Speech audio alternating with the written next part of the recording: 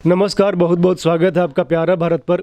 UP में चुनाव होने हैं 2022 में। सभी पार्टियां अपना अपना जोर लगा रही हैं कि किस तरह से यूपी में इस बार सरकार बनाई जाए, और जोर लगाने के लिए जो जुबानी जंग है सभी नेताओं में तेज हो गई है।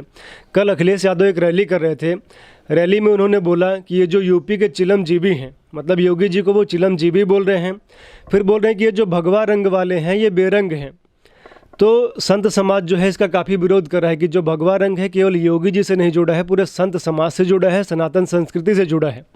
इसी विषय पर बात करने के लिए कि ये अखिलेश यादव के जो बयान हैं इसके क्या अर्थ निकलेंगे, बात करने के लिए हमारे साथ राजीव मोहन शर्मा जी हैं, जो कि काशी के बहुत ही प्रकांड विद्वान हैं और ज्योतिषाचार्य भी हैं। आइए इनसे जानते हैं कि इनका क्या कहना है इस विषय पर। सर, ये बताइए कि चिलमजीवी योगी जी को अखिलेश यादव कह रहे हैं, क्या कहेंगे आप इस पर? नमस्कार। सबसे पहले तो मैं बाबा विश्वनाथ से यही कामना करूंगा कि माननीय अखिलेश जी को सद्बुद्धि प्रदान करें, क्योंकि पहले जिन्ना प्रेम और अब चिलमजीवी, इस तरह की बातें कौन व्यक्ति कर रहा है, पहले उसके गर्भ में जाइए। महाभारत में वर्णन है कि सारे यदुवंशी आपसी कलह और युद्ध से पुरुष समाप्त हो गए, सिर्फ स्त्रियां और कन्याएं ही बची। ऐसी स्थिति में भगवान कृष्ण ने उन यदुवंशी स्त्रियों का विवाह ब्राह्मण और क्षत्रिय वंश के पुरुषों से कराया। तो वर्तमान में जो यदुवंशी अपने को कहते हैं या हैं, यह संदेह का विषय है। मैं उस पर प्रश्नवाचक चिन्ह नहीं बना रहा हूँ। मेरा कहना है कि पहले वो अपने को जाने कि वो अगर यदुवंशी हैं तो कैसे यदुवंशी हैं।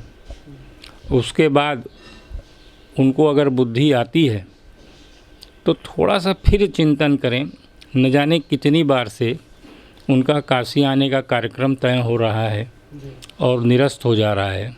मुझे अच्छी तरह याद है, चुनाव प्रचार के दरमियान वो आए थे लगभग 4 वर्ष पूर्व, और उन्होंने यहाँ कुछ आयोजन किया था।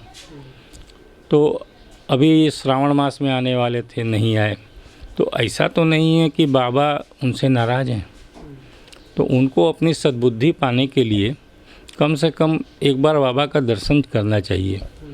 रह गया मामला चिलमजीवी जो है, देखिए चिलमजीवी होना अच्छी बात नहीं है। और काशी विश्वनाथ हो चाहे भोलेनाथ हो या कोई भी हमारे देवी देवता का इस तरह का अपमान जो करेगा उसको हम लोग बर्दाश्त नहीं करेंगे।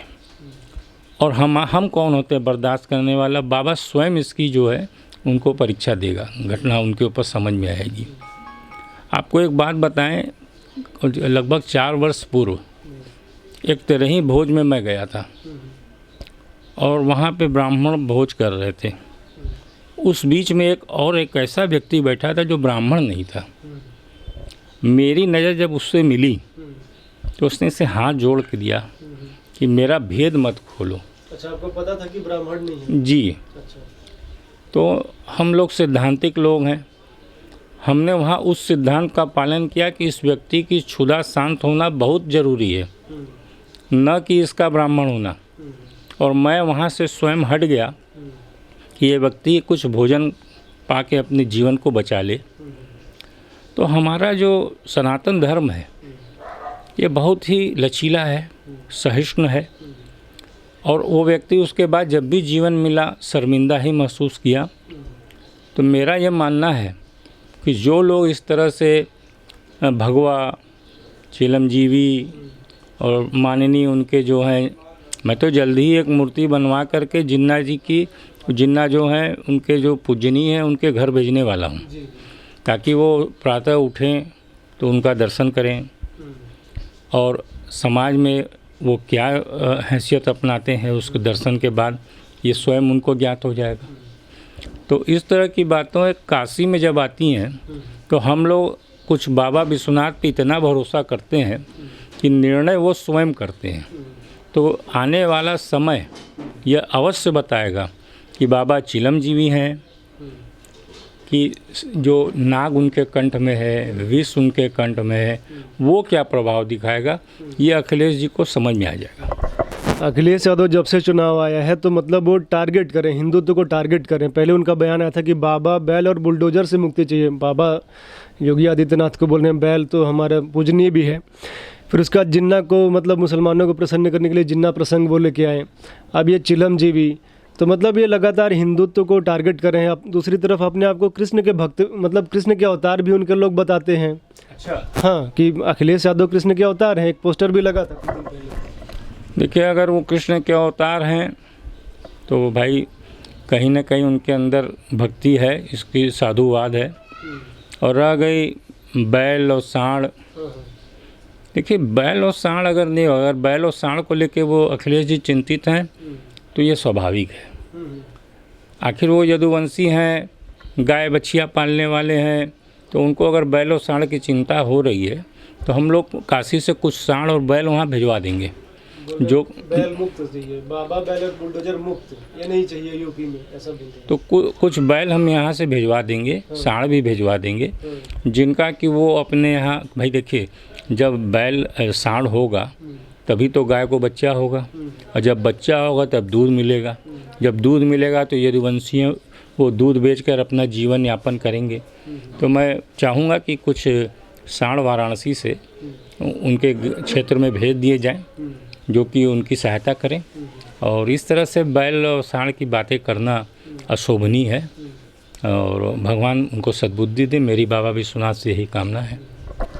अच्छा, अखिलेश यादव योगी आदित्यनाथ को इस बात पे भी टारगेट कर रहे हैं कि हमने जो लैपटॉप बांटे थे, हमने तो लैपटॉप बांटे थे, लेकिन योगी जी को लैपटॉप चलाने नहीं आता है, इसलिए वो नहीं बांट रहे हैं। इस पर क्या कहना है? देखिए, लैपटॉप चलाना और बांटना में फ़र्क है।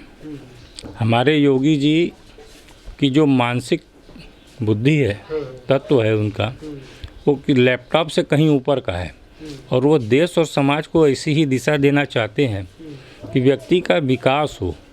अगर योगी जी को लैपटॉप चलाना नहीं आता तो क्या ये कोई अयोग्यता है? उनके पास प्रशासनिक अमला है, वो उसका सहायता उनकी करती है, उसके आधार पे वो काम करते हैं।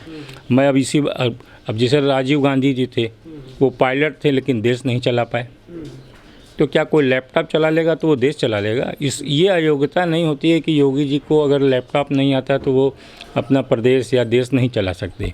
ये सिर्फ और सिर्फ मानसिक दिवालियापन का कारण है।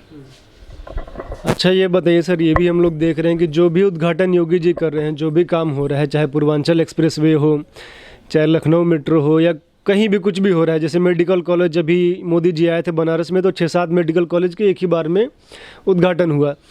तो वो कह रहे हैं कि हमने सोचा था, हमने किया था, लेकिन योगी जी बस फीता काटते हैं, काम हम करते हैं। इसको कैसे देखते हैं? देखिए, पिछला नारा था काम बोलता है, काम बोलता है, वो था उनका। तो अब काम उनने किया कि नहीं किया, वो बोला कि नहीं बोला, वो तो रिजल्ट वो देख चुके हैं। और अगर उनको इस बात की आपत्ति है कि योगी जी फीता न काटें, तो मैं सोचता हूँ कि हमारा ये समाज से मैसेज जाए कि अखिलेश के मन को, आत्मा को संतुष्टि मिले। भले सरकार बीजेपी की हो, फीता काटने के लिए उनको पर डे के हिसाब से बुला के फीता कटवा लिया जाए, ताकि उनके मन की शांति मिले। तो योगी जी अगर ऐसा कोई संभव हो सकता है तो वो प्रयास भी करें कि फीता जो है अखिलेश यादव काट दें, क्योंकि देश की तरक्की होनी चाहिए। फीता किसने काटा, निर्माण किसने करा, काम होना चाहिए। काम बोलता है, बोलते थे ना, तो अब काम बोल रहा है। अच्छा सर, कांग्रेस के जो लीडर हैं, चाहे प्रियंका गांधी हो, मंदिर जा रही हैं। बनारस भी आई थी, कई मंदिर वो भी गई थी, लेकिन उनके ही पार्टी के नेता जो है हिंदुत्व पे प्रश्न चिन्ह खड़ा करते हैं कि हिंदू जो है ISIS की तरह है, बोको हराम की तरह है, मतलब आतंकवादी बोलते हैं हिंदू अलग है, हिंदुत्व अलग है। तो इस तरह का देखिए, जब हमने राहुल को सीरियस नहीं लिया तो इस प्रियंका को कैसे सीरियस लें? उनको तो अपना मेडिकल चेकअप कराना चाहिए।